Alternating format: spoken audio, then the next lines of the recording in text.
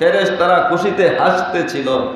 এত সুন্দর এমন সময়ের পরিবেশটার কথা কে শুনলে খুশি হয় না। আল্লাহ রসুল সাল্লাল্লাহু আলাইহি ওয়াসাল্লাম দুনিয়াতে আসলেন। আসার পরে যে এই মক্কার যে হালত ছিল সেটা হলো তৎকালীন যুগে দুর্ভিক্ষ চলতেছিল।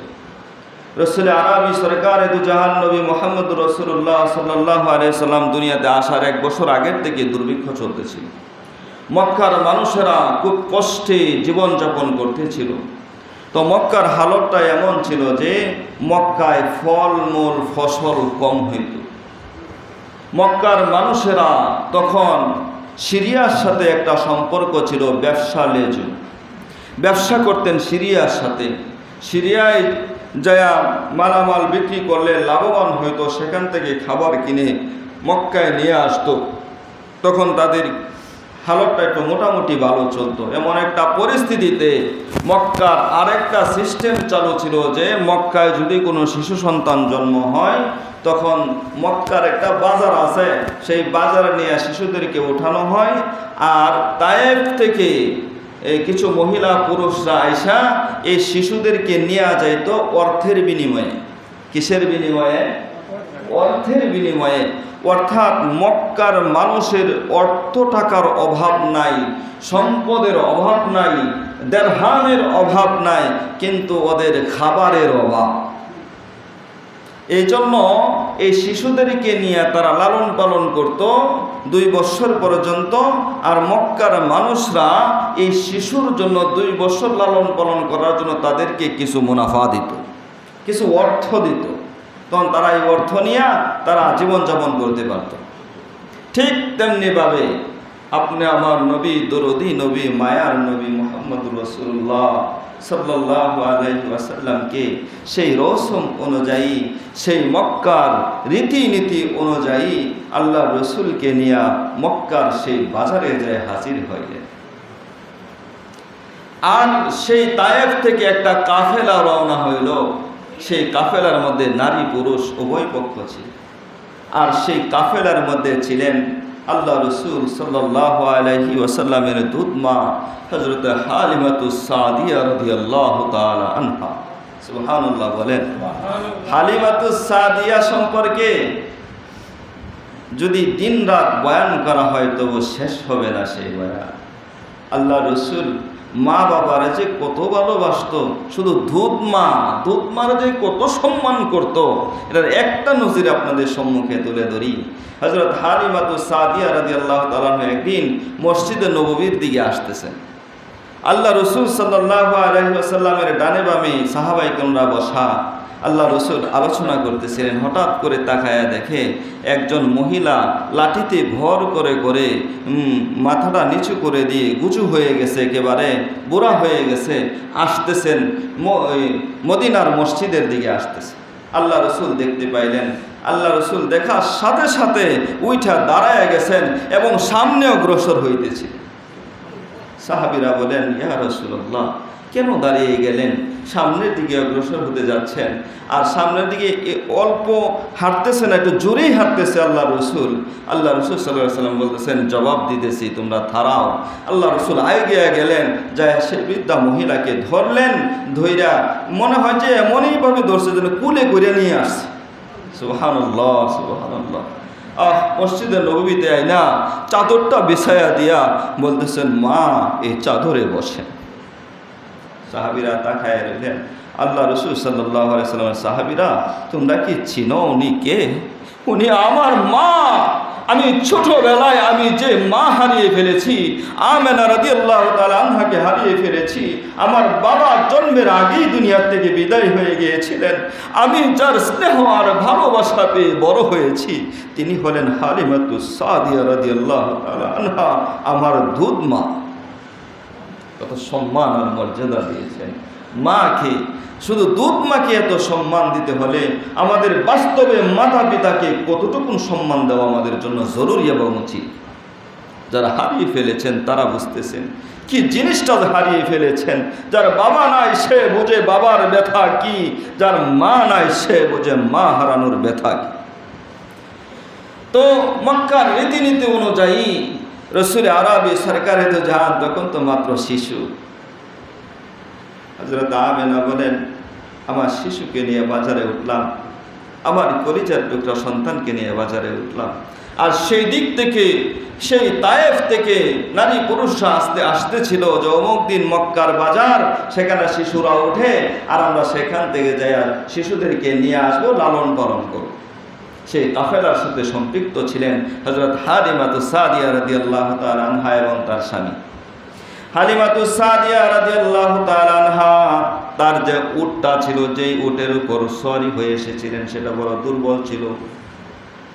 মানে এমন দুর্বল ছিল যে সবাই চলে আসছে সামনের দিকে, সবাই সামনে চলে যায়, হালিমাতুস সাদিয়ার উটটা পিছনে পড়ে থাকে, এত দুর্বল। অর্থাৎ হালিমাতুস সাদিয়া সেই তায়েফের একজন গরিব মহিলা এবং গরিব ফ্যামিলি ছিলেন। হালিমাতুস সাদিয়া এবং তার স্বামী খুব জীবনযাপনটা কষ্টে চলতেছিল তাদেরও, কিন্তু একটা সন্তান নিতে পারলে কিছু অর্থ পাইতো, আর এটা দিয়ে তারা ব্যবসা বাণিজ্য করতে পারতো, এই জন্য তারা আসতেছিল। এই জন্য উটটাও দুর্বল।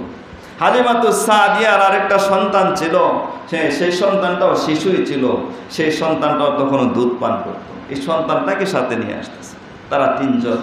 আস্তে আস্তে আস্তে আস্তে এক পর্যায়ে মক্কার বাজারে এসে হাজির হয়ে গেল। মক্কার বাজারে যখন আসলো, আসার পরে যারা ধনী মানুষ শিশু নিতে আসছে, তারা একে একে শিশুদেরকে চয়েস করে করে করে করে এক একজনে এক একটা করে শিশু নিয়ে আনল।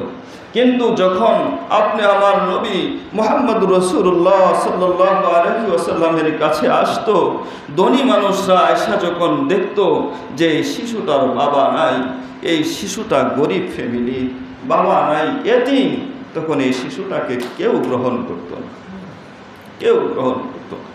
বর্তমান যুগে আমরা দেখি যারা এতিম অনাথ হয়, এদেরকে সহজে কেউ ভালোবাসে না। আরে নিজের সন্তানদেরকে ভালোবাসেন, এতিমদেরকে একটু ভালোবাসতে পারেন না? আরে তার বাবা থাকলে তো 10টা-20টা টাকা তার হাতে দিত, বাবা মা নাই দেখি তো সে এতিম অনাথ হয়ে গেছে, তাদের পিছনে কিছু কিছু টাকা ব্যয় করা যায় না? এগুলো খুঁজে খুঁজে খুঁজে খুঁজে বের করে করে বাবার দায়িত্বটা পালন করা উচিত। তো হালিমাতুস সাদিয়া বলেন, মক্কার বাজারে আসলাম, আমিও গরিব মানুষ, আমাকে কেউ শিশু সন্তান দেয় না। আর আমি তাকায়া দেখলাম শিশু মুহাম্মদ ইয়েতিম, গরিব বলে তারে ধনী মানুষে গ্রহণ করে না। আমি গরিব বলে কেউ শিশু দেয় না, আর সে এতিম বলে তারে কেউ নেয় না। আমি যখন সেই মুহাম্মদের কাছে যাই, যায়া দেখি সেই মুহাম্মদ আমি হালিমার দিকে বারবার ছোট ছোট চোখ দিয়া তাকায়া থাকে। আরে এটা তো সেই নবী, আখিরি জামানার পয়গম্বর, আমার দিকে তাকায়া থাকে বারবার। আমি যখন বিশ্ব নবীর কাছে যাই, নবী যেন আমার দিকে তাকায়া থাকে, এই তাকানোর মধ্যে যেন একটা মায়ার ভালোবাসা সৃষ্টি হয়ে গেল। আমি আমার স্বামীর কাছে গেলাম, স্বামীর কাছে যায় বলি, প্রিয় স্বামী গো, আমরা গরিব বলে আমাদেরকে কেউ সন্তান দেয় না, আর শিশু মুহাম্মদ রে কেউ নেয় না, এতিম বলে নেয় না, মুহাম্মদ এতিম বলে কেউ নেয় না, আর আমাদেরকে গরিব বলে কেউ সন্তান দেয় না। স্বামী গো, আপনি যদি অনুমতি দেন, তাহলে এতিম সন্তানটাকে নিয়ে আমরা বাড়িতে যেতে চাই। স্বামী অনুমতি দিয়ে দিল। স্বামীর অনুমতি প্রয়োজন, সকল ক্ষেত্রে স্বামীর অনুমতি প্রয়োজন। ঘর থেকে বাহিরে যাচ্ছেন কোনো কাজে, স্বামীর অনুমতি প্রয়োজন। সেখান থেকে হালিমাতুস সাদিয়া শিক্ষা দিয়ে দিছে। হালিমাতুস সাদিয়া অনুমতি পাইলেন, অনুমতি পায়া আবার চলে গেলেন দৌড়ায়া মুহাম্মদুর রাসূলুল্লাহর কাছে। নবীজির কাছে গেলেন, ছোট্ট শিশু হালিমাতুস সাদিয়া। আমরা দেখবেন কিছু সন্তান এলাকায় এমন আছে, অপরিচিত হোক পরিচিত হোক, হাত বাড়াইলেই কুলে চলে আসে, আছে না নাই? হালিমাতুস সাদিয়া বলেন, আমি যখন শিশু মুহাম্মাদের কাছে গেলাম, শিশু মুহাম্মাদের কাছে যায় যখন দুইটা হাত বাড়াইয়া দিলাম, আমি হাত বাড়াইতে দেরি হয়েছে, শিশু মুহাম্মদ আমার কুলে আসতে দেরি হয় না। অর্থাৎ আল্লাহ তাআলা হালিমাতুস সাদিয়ার জন্য আপনি আমার নবীকে কবুল করে রেখেছেন। কবুলিয়াত শর্ত, কবুল করে রেখেছে। আল্লাহর নবীরে যখন কুলে নিল, ওই যে বলেছিলাম হালিমাতুস সাদিয়া গরিব ছিলেন, অর্থ সম্পদের মালিক ছিলেন না। একটা বুড়া উটের উপর উঠে, একটা দুর্বল উটের উপর উঠে তারা আরোহণ করে এখানে এসেছিলেন, সবার পিছনে পড়ে থাকতো। আরে ভাই, মুজেজা তো শুরু হয়ে গেছে। আরে মুজেজার বাদশাকে তো এবার কুলে নিয়ে আনিছে। হালিমাতুস সাদিয়া বলেন, আমি যখন শিশু মুহাম্মদকে কুলে নেই নাই, তখন আমার স্তনের মধ্যে আমরা সবাই তো মায়ের দুধ খেয়ে বড় হয়েছি। আরে ভাই, তখন হালিমাতুস সাদিয়া বলেন, আমার স্তনের মধ্যে কোনো দুধ ছিল না, আমার একটা সন্তান ছিল, আমার গর্ভধার থেকে জন্ম হয়েছে, আমার পেট থেকে এসেছে, আমার একটা সন্তান ছিল, সেও দুধ পাইতো না। যেই মাত্র বিশ্ব নবীকে কুলে নিয়েছি, কুলে নেওয়ার সাথে সাথে আমার দুইটা স্তন দুধে ভরপুর হয়ে গেছে। সুবহানাল্লাহ, জুড়ে বলেন সুবহানাল্লাহি ওয়া বিহামদিহি সুবহানাল্লাহিল আযীম। আরে আপনি আমার নবী তো এটা যেমন তেমন নবী না, উনি তো আখিরি জামানার পয়গম্বর, দুজাহানের বাদশাহ নবী মুহাম্মদুর রাসূলুল্লাহ সাল্লাল্লাহু আলাইহি ওয়াসাল্লাম। হালিমাতুস সাদিয়া বলেন, আমার স্তন দুধে ভরপুর হয়ে গেছে। আমি এই শিশুটাকে, আমি মুহাম্মদকে কুলে করে নিয়ে খুব আনন্দের সাথে আমি আমার স্বামীর কাছে যেয়ে হাজির হইলাম। স্বামী গো, তাকায়া দেখেন, তাকায়া দেখেন না, আমি তো এই দুনিয়ার কোনো সাধারণ কোনো সন্তান নিয়ে আসি না, আমি যেন আসমানের চাঁদ নিয়ে আপনার কাছে হাজির হয়েছি। হালিমাতুস সাদিয়া তার স্বামীর কাছে যে যখন এই কথাগুলো বলতেছিলেন, স্বামী গো, এই সন্তানটা কোনো সাধারণ সন্তান না, আমি যখন কোলে নিলাম আমার স্তনগুলো দুধে ভরপুর হয়ে গেছে। আমি হালিমাতুস সাদিয়া দুর্বল ছিলাম, আমি যখন এখন বুঝতে পেরেছি আমার শরীরে যেন শক্তি ভরপুর হয়ে গেছে।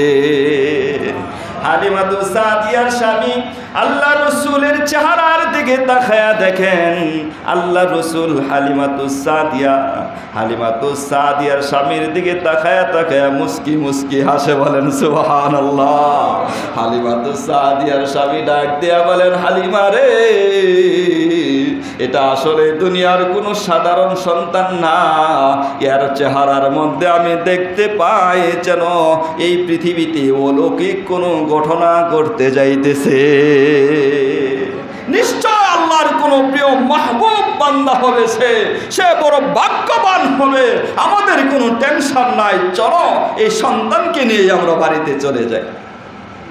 কিন্তু এই দিন, এই রাত্রটা এখানে অবস্থান করতে হবে, কারণ দিনের বেলা এই সোয়ারি ছাড়বে। রাত্রটা যখন অবস্থান করতেছিল, হালিমাতুস সাদিয়া রাদিয়াল্লাহু তাআলা আনহা দেখতে পাইলেন বিশ্ব নবী শিশু মুহাম্মদের মাধ্যম দিয়া আল্লাহ তাআলা যেন বিশেষ বিশেষ কিছু মুজিজা প্রকাশ করতেছেন। তার মধ্যে আরেকটা মুজিজা হইল যে উটনিটা নিয়ে এসেছিল দুর্বল, এই উটনিটার স্তনের মধ্যে এই পরিমাণ দুধ ছিল না যে তারা স্বামী স্ত্রী দুইজনে খায়া জীবনযাপন করে। হঠাৎ করে তাকায়া দেখে যে এই উটের স্তনের মধ্যে এই পরিমাণ দুধ আসা শুরু হইল, যেন তারা তো খাইল, এই কাফেলার মধ্যে যত মানুষ এসেছিল সমস্ত মানুষরা পর্যন্ত তৃপ্তি সহকারে দুধ পান করল। বরকত শুরু হয়ে গেছে। হালিমাতুস সাদিয়া বলেন, তামাম পৃথিবী বিক্রি করে হলেও এই শিশু পাবো না, আমার তো এমন একটা শিশুই দরকার ছিল। কিসের তার মা বাবা থাক আর না থাক, মুনাফা পায় আর না পায়, এমন একটা সন্তান আমরা পেয়েছি যার মাধ্যম দিয়ে আমরা দুনিয়া ও আখিরাতের সফলতা খুঁজে পাব। পরের দিন সকালে যখন সমস্ত মানুষগুলো সওয়ারির উপর উঠলো, আস্তে আস্তে করে সেই তায়েফের দিকে রওনা হতে শুরু করলো। আল্লাহর কসম, যেই উটনিটার উপর সওয়ার হয়ে তারা এসেছিলেন সবার পিছনে পড়ে রইলেন। কিন্তু পরের দিন যখন রওনা হইল, সকল শক্তিশালী উট কুরা যত আছে, সওয়ারি আছে, সমস্ত উট কুরা সওয়ারিগুলো পিছনে পড়ে রইল। আল্লাহ রসুলের মুজিজায় হালিমাতুস সাদিয়া রাদিয়াল্লাহু তাআলা আনহার এই দুর্বল উটনিটাকে আল্লাহ এত সবল বানায়া দিল, সবাইকে পিছনে পেলে সবার আগে বাড়িতে চলে গেল। মুজিজা,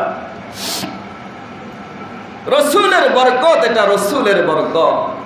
আরে আমরা তো রসুল দেখি নাই, নবীজিকে যদি একবার দেখতাম কলিজাটা শান্ত হইল, দিলটা ঠান্ডা হয়ে যাইতো ভাই। হ্যাঁ, আমরা সব সময় এমন একটা আশা রাখবো, আল্লাহ স্বপ্নের মাধ্যমে হইলেও একদিন হইলেও আমার রসুলের চেহারাটা যেন আমরা দেখতে পাই। বলেন আমিন। আল্লাহ রসুল বলেন, আমি রসুলের চেহারা শয়তানে ধরতে পারে না। আমি রসুলকে যারা দেখবে তারা যেন বাস্তবে আমি রসুলকেই দেখবে, কারণ শয়তান কোনোদিন আমার নবীর আকৃতি ধারণ করতে পারবে না।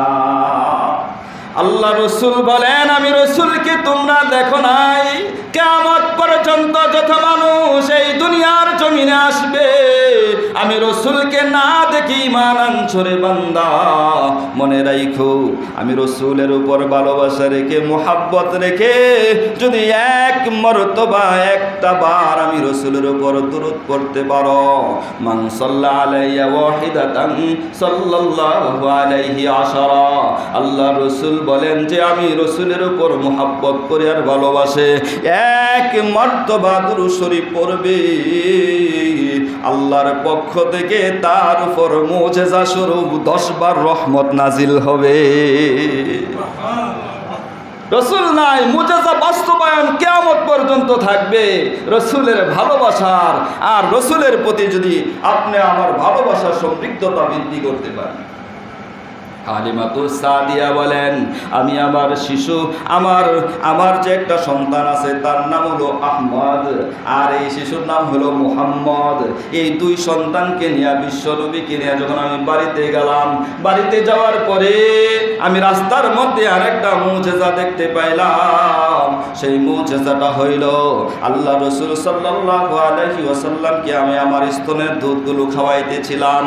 আমি আমার মুহাম্মদকে আল্লাহ রসুলকে ডান স্তনের দুধ খাওয়াইতাম, কিন্তু পাশাপাশি ডান স্তনের দুধটা খাওয়া শেষ হলে আমি আবার টান দিয়া বাম স্তনের মধ্যে নিয়ে লাগাইতাম।